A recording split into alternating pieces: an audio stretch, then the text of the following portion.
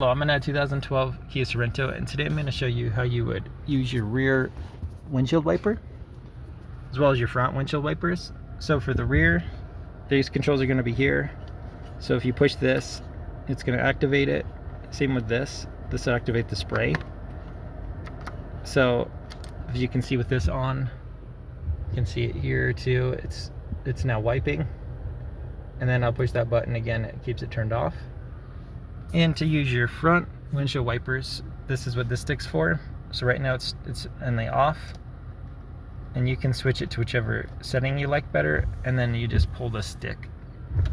And the further notches you pull the stick, the faster it's gonna go, as is you pull it down, and then if you push it back up, it goes slower again.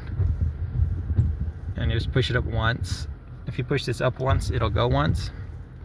And again, as you pull it down, it'll go faster the further you pull it down. And then these different settings can also influence how fast it goes. But anyways, I hope this was helpful, and hope you have a wonderful day.